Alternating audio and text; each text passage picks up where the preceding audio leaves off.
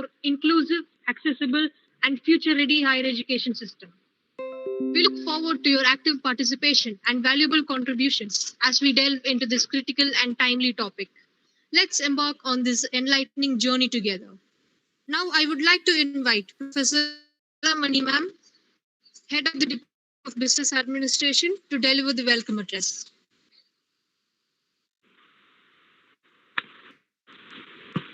Thank you, Danya. Honorable Chief Guest of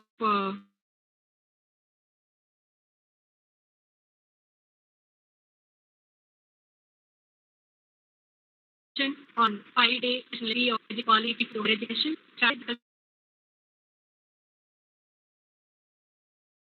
curriculum in Dr. Ajfai and International Cultural City, Dwarka, Delhi. Highly respected Professor, Head of Department of Commerce with International Business, Dr. P.R. Mukusamy.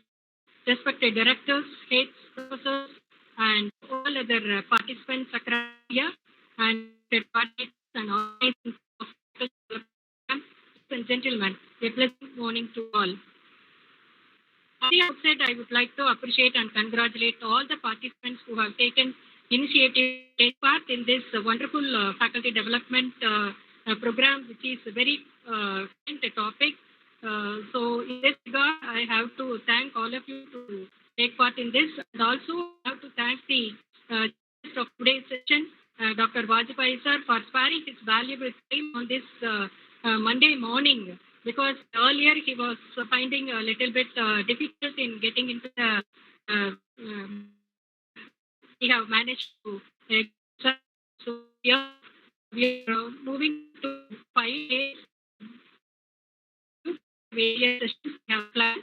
So first we are trying APT 20 and on this day long learning and design is on the technology and digital things on today's moving beyond. So and team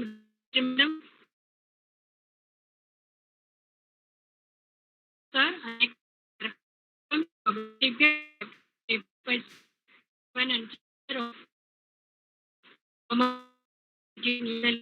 and I welcome you to that part and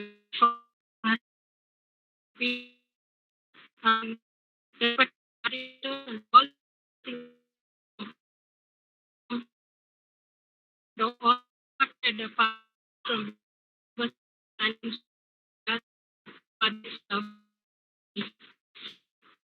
pleasure to introduce this the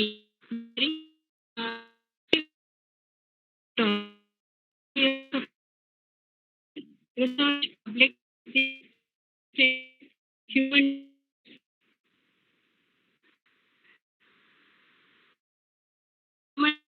service the debate and in various universities and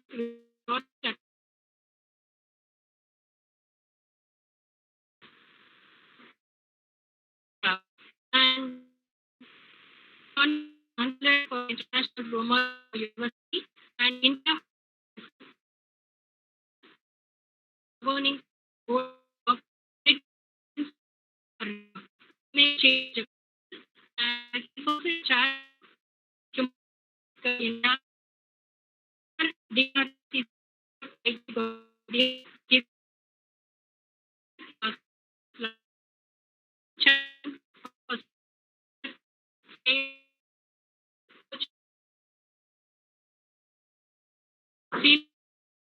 getting and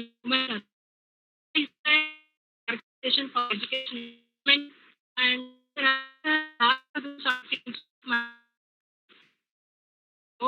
Rajasthan is also holding various and also international universities and it's also shared with other skills and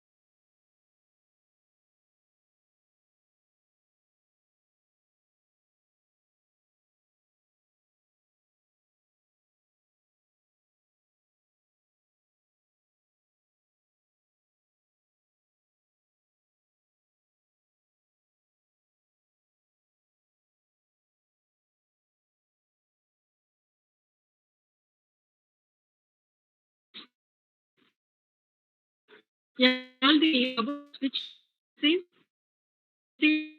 and the leadership part, CU, CUJ in 2020 outstanding community service recognition about July it submitted in February 2019. This education award is Dubai, and he has also got outstanding award year OPG and areas and full model of finance of the insurance in India. More than digital, I think I should uh, it is development program and also listen to talk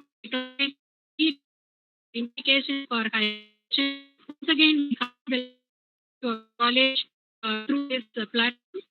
Some great and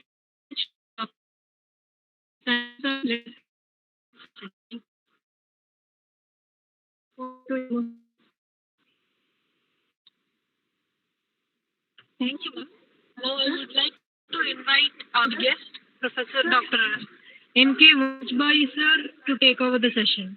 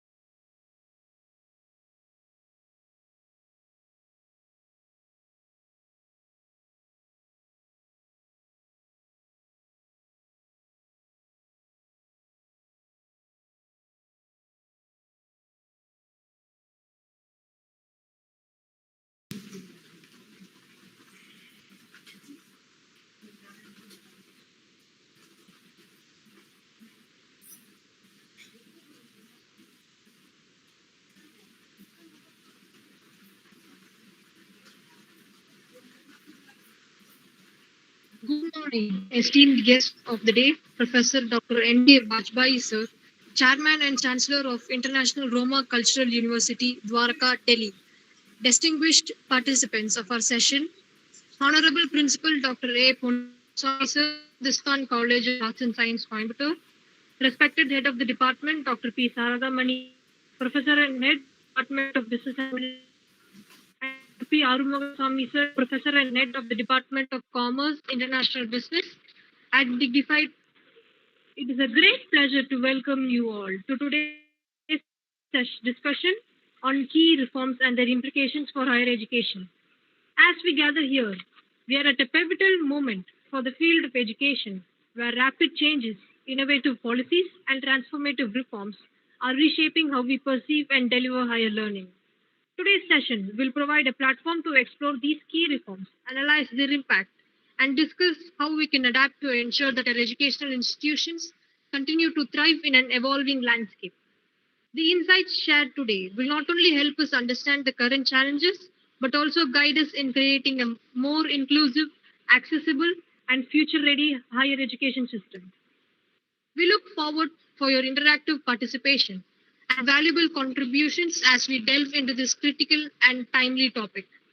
Let's embark on this enlightening journey together. Now, I would like to invite Professor Dr. P. Saradamani ma'am, Head of the Department of Business Administration, to deliver the welcome address.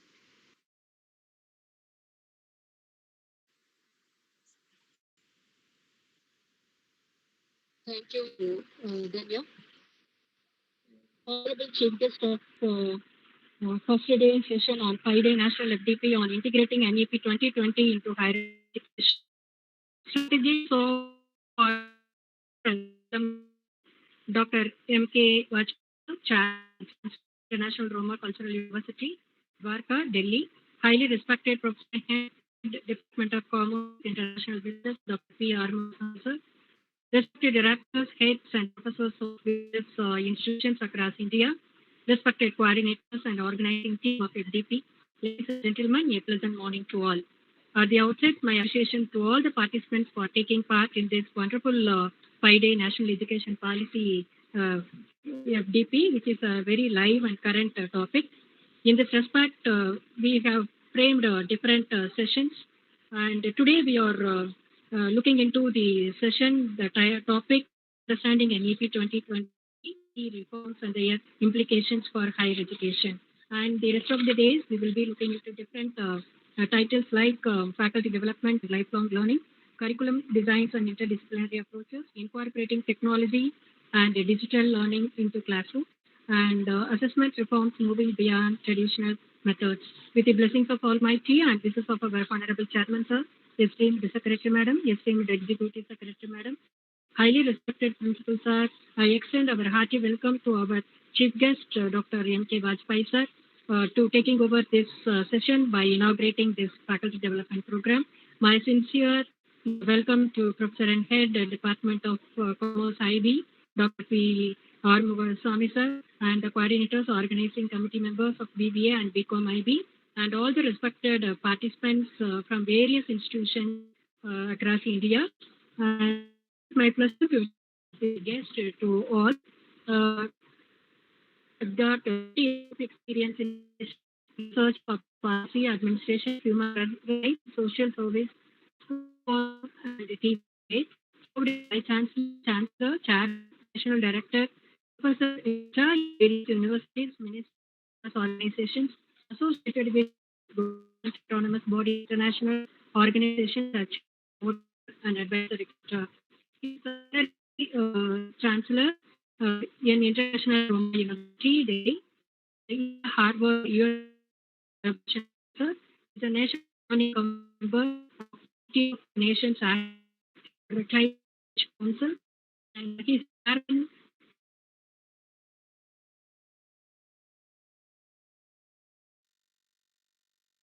Jharkhand Council, Senior Advisor, National Green Movement Association, International Organization for Development. He is an advisor of and advisor International Bank Center, member Election Committee, Bar Council of India, director on board CMAI India. He is also associated with international universities like Philippines, USA, Singapore, etc. Associated with the tribal welfare skill and entrepreneurship organization.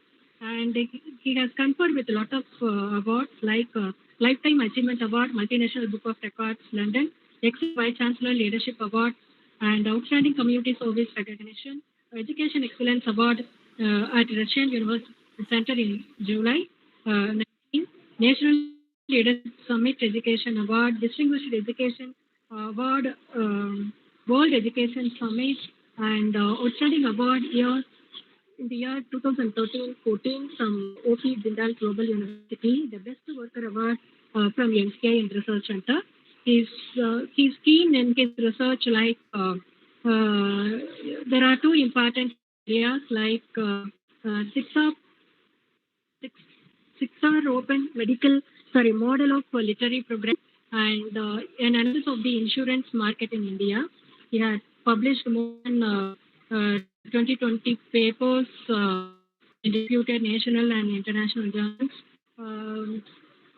I am sure that he is the right person to inaugurate this LP and also to inspire us with his talk on the key reforms and their implications for higher education. Sir, we are extremely sorry for making you trouble in getting in this platform in the beginning because there are a lot of participants here. We have around 1,100 participants participated in this. So Google Meet can accept only 100. So the remaining people are in YouTube links, sir. So please kindly pardon us for making you in trouble. And I welcome you to our institution to this platform. And I wish you all have a very great morning. Thank you so much for the opportunity.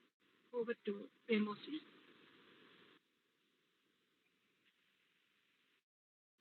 Thank you, ma'am. Now I would like to invite our esteemed guest, Professor Dr. M.K. Vajpayee, sir, to take over the session.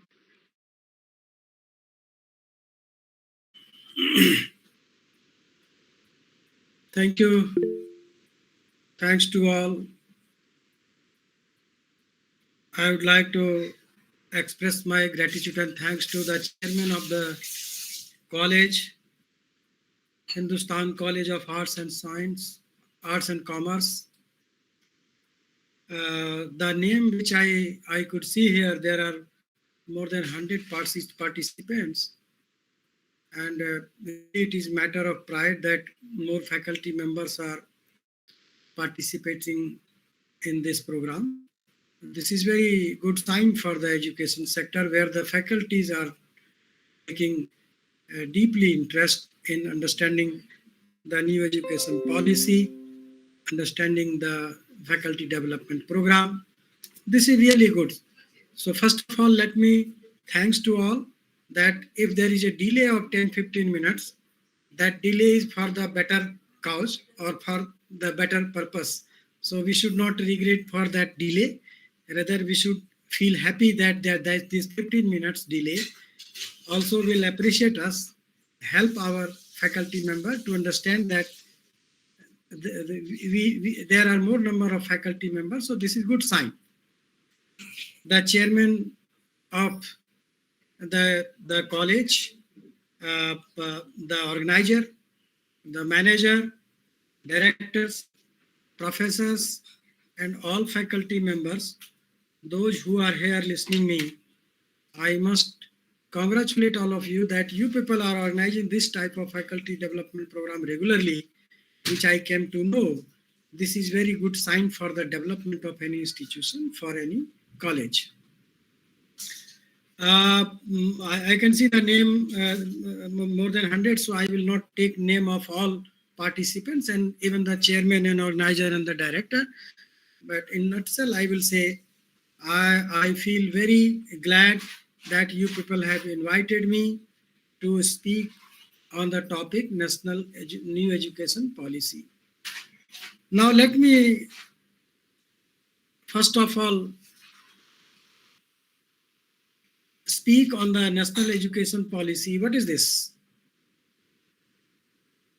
because many people say that, oh, the policy which we had earlier, 1986 education policy, and now the new policy came. What are the differences, and what is basic objective of this new education policy? There are so many questions when I go to the university and school colleges. Uh, there are some people or some faculty, they ask, sir, what is differences basically? So why this new policy is required? We had a policy. We were running the schools, colleges, university. The courses were already in the pipeline, and we were doing all these things, even the research. So why there is a requirement, or there was a requirement for the new education policy? So let me first speak on this, that the traditional education policy which we had, which was amended in 1986, and after that, uh, a long decades passed, but you see, the world is changing day every day, and if you want to compete with the world technology and the development and the progress, definitely you must have your own system, your own education policy, on which we can decide that where we have to go or where the country should move, because there is a global challenge. So keeping in view the global challenges and the development in technology, because we can see when there was some technology problem, if 15 minutes we delayed the program. So this is the technology. So now in India, the technology what we have and the technology for what we are working to compete at the global level, that is definitely the main focus and then requirement for the latest technology and then new education policy. These things are included in policy. So we have to also keep in mind that this is the digital era, and then is digital era, our country must also be in the alignment with the other developed country like US or UK or whatever European countries. So now these are the important thing. The secondary, the traditional education system, or the policy which we had, it was definitely outdated, because when we call the Macaulay education system, it was designed in the British era for their purpose. And after that, there were only little amendment in 1986, but it was not complete. Now, the government realized, the present, 2022 government, Prime Minister Modi, he realized that definitely our education system must have the pace with the latest trends and technology in competition with the global challenges. And definitely there should be some, if your country needs something, then you have to design your curriculum as per your country requirement.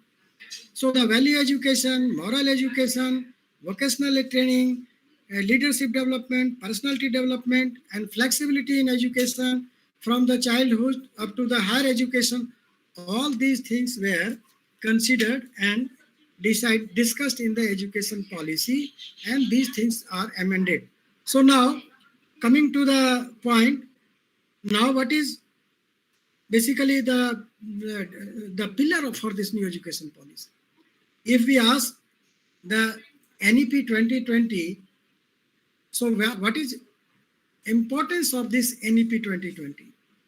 So please note down, there are 5 pillars, 5 points, that is access,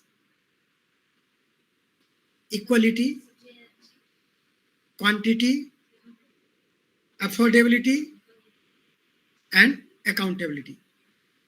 So these are the 5 pillars on which the foundation of the new education policy 2020 is designed.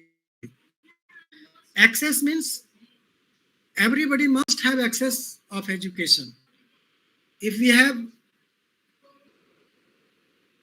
I mean, 140 crore population, then every child Every adult must have education access, and there should not be even single child who is not getting the access of education.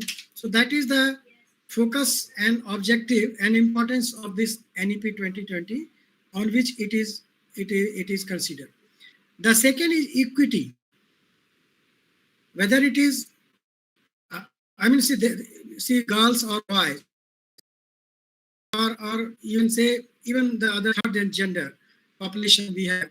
So every child has right to get education and equal education. There should not be difference that yes, the rural child, they are not. See what is happening now. If you go to the rural area, there is no proper system of technology. There is no access of proper even education. So these are, if there will be no 100% education, there will be no 100% literacy, then you cannot expect 100% education, 100% literacy in the country. So that's why the equity in this new education policy has been considered deeply. The third is quality. The teaching is okay. Giving proper education is fine. We are opening more colleges. We are opening more universities and schools. What does it mean? If we are not providing quality education to the students, if we are not making arrangement for the students where they can go and get proper access of the technology, proper access of the latest information, then there will be no use of the proper education. So the quality is important. So research is important. So all these factors have been considered in the new education policy. The third is affordability. So education should be available for each and everybody. What is happening now? See, there are some colleges, there are university. See, we cannot bypass them even, because there are some facility-based education university. Some colleges are providing more facilities. Some colleges are giving air-conditioned facility. Some schools are giving more facilities, so they are charging on their facility. We cannot deny that. But yes, if we ask for the general people, general common students, they must have all, at least they can choose the school, they can go to the school, or they can go to the higher education where they can pay properly fees, and it should be within the reach of the students. So these things are also considered in the education policy. And the last fifth is the accountability. So who are accountable? Suppose we are running a school, or my child is going to the school or college, and after few years he come back after some good result or bad result. So there should be accountability with the stakeholders, students also, parents also, school also, and the authority. So for that purpose also, you must have heard there are some visionary actions are planned for the educational board, for the authority, and even the higher education. There is a higher education commission is proposed. Then other UGC, AICT, all these bodies will be merged, and there will be only one platform, that will be higher education commission. So these are also the planning under the new education policy.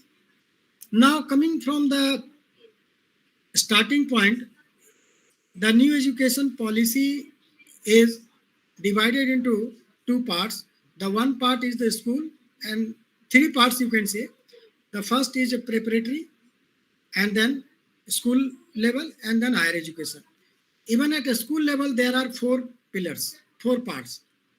The number one is foundation level, which starts from the age of 3 to 8, and class 1 to 2 they cover. And the foundation program is basically for 5 years. And then comes to preparatory stage, which is for 3 years again. And under this, the students or the child are basically from 8 to 11 years, and then This stage covers class 3 to 5. The third, in the school education, the stage is middle stage. So middle stage means it is also for 3 years. And the age of the students are 11 to 14. And if you count the class that within these 3 years, between the age 11 to 14, it will be 6 to 8 class. I mean class 6 to 8. So 6, 7, 8, 3 years. And then come to the secondary. Secondary stage is also for 4 years. So that will be for class 9 to 12. And the student age group may be between 14 to 18. So these are the basically 4 stages divided in the school education system, school at the school level. The meaning of division of all these are basically the importance has been given to early child care education. Because if there is no proper foundation, no strong foundation, you cannot make a big building. So, for the same purpose, the child must spend some more time, some quality time, or some creative time for their childhood for building his career in further education or higher education. So for that purpose, these things have been taken care in the new education policy. Now, many people say, what is difference in traditional and new education policy? Because I told you, many people asked me, earlier also we had education system and policy we were running, so what is difference? So now I will explain you in 5-6 minutes, that what is differences between new and traditional. So if you go back in the traditional education system, so there are 5-6 differences which we can immediately see if you read the new education policy. So number one, if you check, that is structure. So course structure or the program structure. So traditional education system, we had learning and teaching. They are starting from class 1 and then going up to class 10, 12 and then finish. And so the continuous assessments. After that, 10th you have a board exam, 12th you have exam, go to the graduation, and then final UG, PG, whatever you are doing. Now, in the new education system, these years have been divided into 4 segments. So 5 plus 3 plus 3 plus 4. And then these are also defined. If you go in detail, then there are also more explanation on this, how they will teach in middle stage, how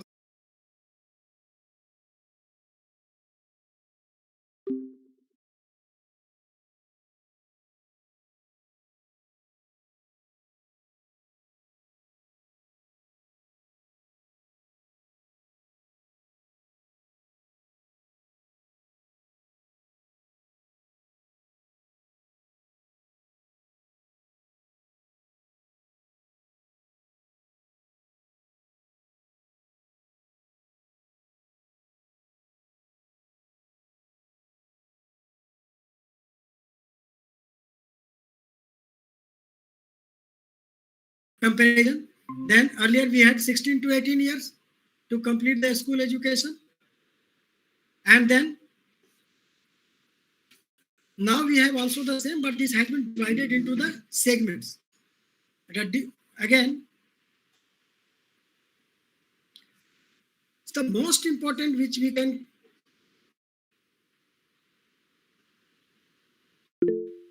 debate on the policy, or there is still scope of a huge debate, that is the focus on examination system, focus on flexibility of choosing the course, flexibility on designing the program, flexibility on choosing the credits.